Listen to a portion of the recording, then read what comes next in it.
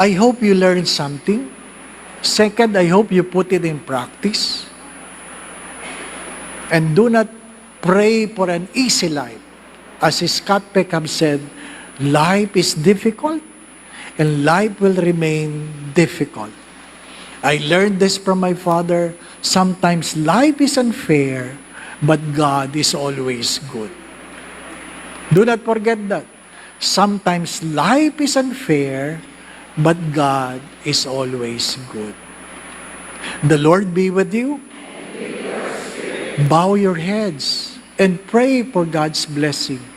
Ask the Lord. Ask the Lord for a miracle. Ask the Lord for a blessing. Don't pray only for yourselves. Pray for your families. Don't pray for your friends alone. Pray for your enemies. Ask the Lord. Ask for a special grace. There is nothing impossible before God. If God was able to give His only begotten Son, is there anything God not capable of giving you? So ask the Lord. If you are sick, ask for healing. Even cancer, God can heal it. So ask the Lord for healing. If someone is sick in your family, ask the Lord. Pray for healing. If you are still hurting, ask the Lord for healing. If people have hurt you, ask the Lord to heal your wounds and be free. If you are struggling financially, ask the Lord for the grace of abundance. Pray for your children. If you have children, pray for them. Pray for their future. If you have an aging parents, pray for them. If you have a relative, a siblings, kung meron ka mga kapatid na naghihirap, lalong-lalo na mga hindi nagsisimba, ipagdasal mo naway magbalik loob sila sa Diyos at matanggap nila ang biyaya ng Diyos. Pray. Pray for other people. Sometimes the only way to receive is to pray for others. Pray for this coming Christmas.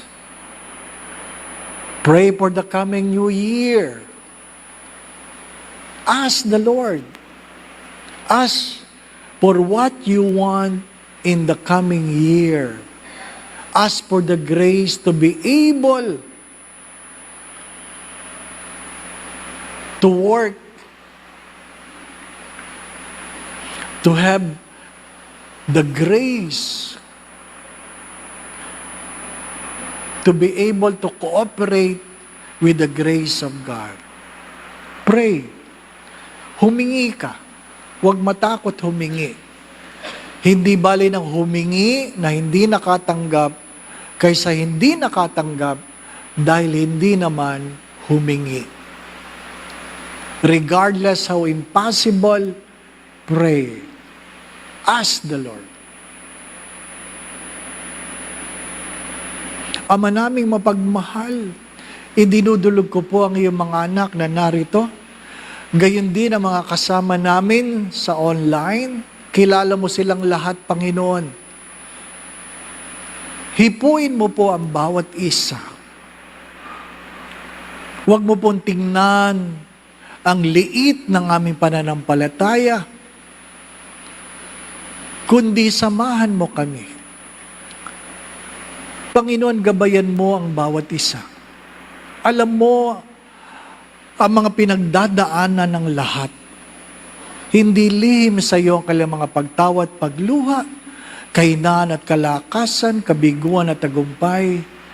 Alam mo ang kanilang mga pangarap, hindi lang para sa kanilang mga sarili, kundi para sa kanilang mga mahal sa buhay. Hipuin mo ang bawat isa, Panginoon. Lukuban mo sila ng iyong banal na Espiritu. Kung sino man sa kanilang may karamdaman, maging cancer, Panginoon, pagalingin mo sila. Palayain mo sila sa karamdamang ito. Panginoon, alisin mo ang kailangang pagkatakot at pangamba. Dagdagan mo ang kailangang pananalig at pananampalataya sa iyo. Sapagkat isang salita mo lamang, Panginoon, gagaling ang iyong anak. Kung ano man ang kanilang nararamdaman, hipuin mo, Panginoon. Hugasan mo ang kailang mga pagkatao. Maging ang mga wala dito na mahal nila sa buhay, hipuin mo, Panginoon. Ang mga nasa bingit ng kamatayan, kung iyong mararapatin, panumbalikin mo ang kanilang kalusugan. Ang mga nasa koma, Panginoon, nawa po'y panumbalikin mo ang kanilang kalusugan. Hipuin mo sila. Walang imposible sa iyo, Panginoon. Dagdagan mo ang aming pananampalataya.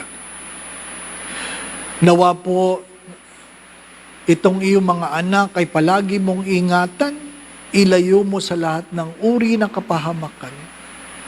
Panginoon, kung ano man ang kailang mga pinagdadaanan sa buhay, naway masaksihan nila ang iyong mga pagpapala. Kung ano man ang kailang mga problema, suliranin, tuwangan mo sila, Panginoon. Samahan mo sila. Gabayan mo sila, turuan mo sila, puspusin mo sila ng iyong karunungan. At tulungan mo silang manalig sa iyo.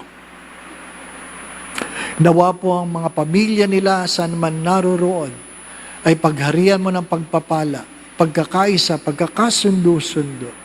Kapayapaan, kasayahan, puspos ng pag-ibig at kasaganahan.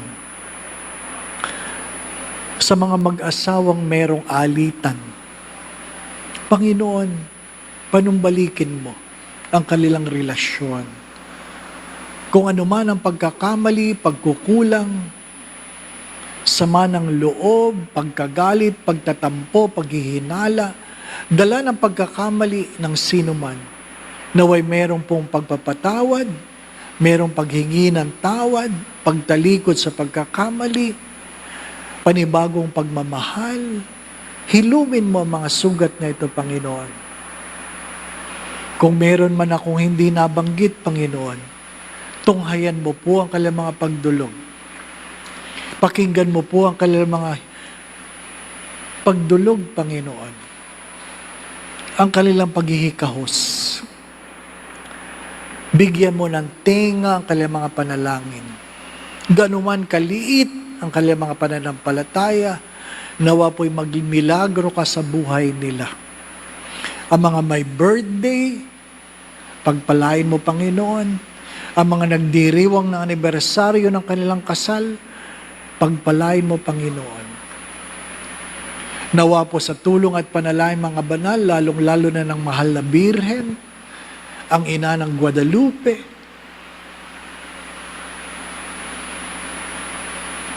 ang kanyang esposo, si San Jose, gayon din ang aming patron, Padre Pio na Petrocina.